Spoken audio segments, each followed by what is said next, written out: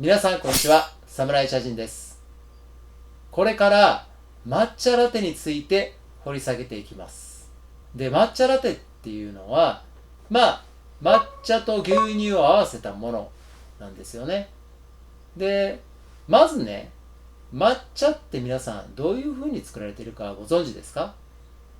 抹茶っていうのはね、太陽の光を遮って育てた、このような茶園でですね、で、太陽の光を遮った状態で伸びてきた新芽。これが旨味、甘みがたっぷり葉っぱに蓄えられているんですね。で、その葉っぱを、摘んで、蒸して乾かします。その乾かしたものが天茶と言われるものなんですが、その天茶を石臼で粉にしたもの。それが抹茶なんです。なので、皆さんは普段想像されるこういう茶畑があると思うんですけども、それはね、煎茶の茶畑だったんですよ。というのは、今ではこういう感じにして直接葉っぱにかぶせる、その直接ですね、お茶の木にこれをかぶせることによって太陽の光を遮って育てて作ったもので抹茶を作っているっていう、そういうパターンもあるからなんですね。なので、抹茶というのは太陽の光を遮って育てた葉っぱを蒸して乾かして粉にしたもの。これが抹茶なんですね。その抹茶にですね、牛乳を合わせたもの。それが抹茶ラテなんですけども、抹茶ラテの他に、皆さん、抹茶オレとか聞いたことないですか？カフェラテに対してのカフェオレっていうものがあって、カフェオレはドリップコーヒーに温めた牛乳を1対1で混ぜたもの。そしてカフェラテがエスプレッソコーヒーにスチームしたミルクを合わせたものっていう違いがあるので、そういう意味で言うと、抹茶オレは抹茶を立てて、ちょっと濃いめに立てた方がいいのかな。同じ分量の温めた牛乳を合わせたもの。1対1でね。で、抹茶ラテは抹茶、これも濃いめの抹茶だと、抹茶の方がいいと思うんですけども、濃いめの抹茶を、に対してですね、スチームをしたミルク。それを合わせたものが抹茶ラテ。こういう風に分けられると思います。で、まずね、一度、抹茶オレと抹茶ラテって味がどういう風に違うのかっていうのを今回最初に検証したいと思います。では、早速抹茶オレから作ってみましょう。では、抹茶オレを作ります。まずは抹茶をね、3g 入れます。3g ちょっと多めなんですけども、水を 10ml。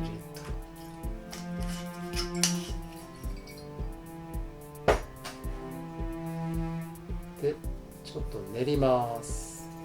牛乳をね、温めます。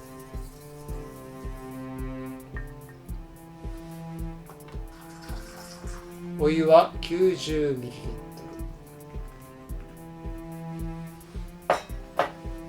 では立てていきましょう。ここでね、しっかりと泡立てるっていうことはせずにですね、どちらかというとまんべんなく混ぜるということを意識して抹茶を立てます。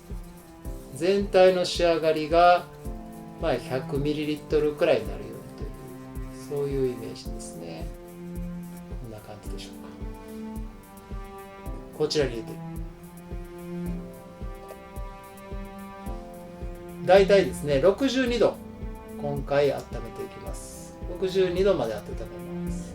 はい、62度になりました。それではこちら、もう片方のポットに入れていきます。注いでいきます。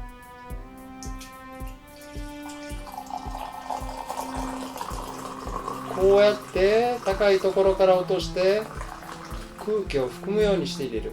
これがカフェオレの入れ方だという方もいらっしゃいます。この注ぐのむちゃくちゃ高い位置から注ぐ名古屋の喫茶鈴木さんみたいなパフォーマンスもあったりするので、カフェオレって面白かったりします。ではできました、抹茶オレ。ちょっと泡々ですけども、どんな味するんでしょう。いただきます。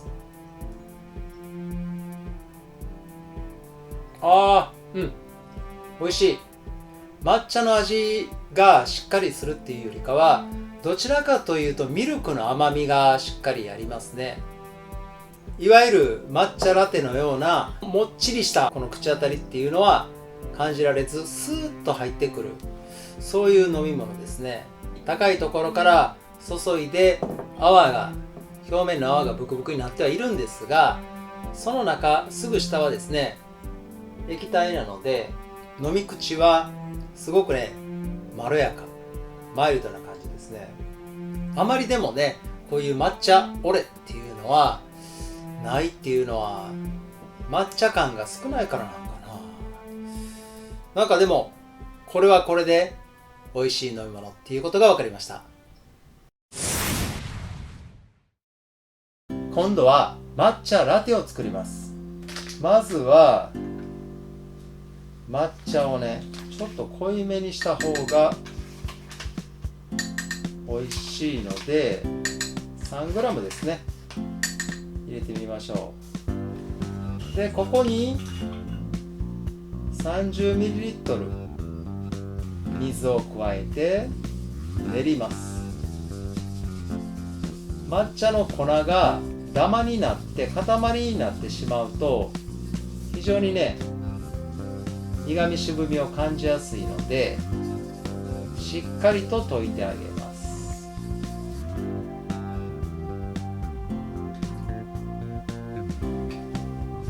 そして牛乳を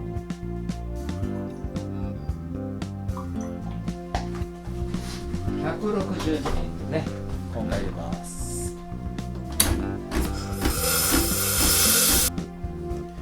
ここでミルクのスチームね、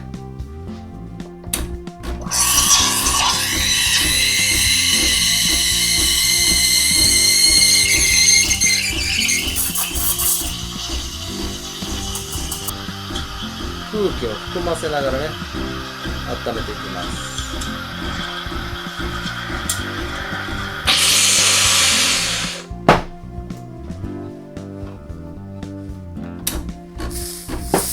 では入れていきます。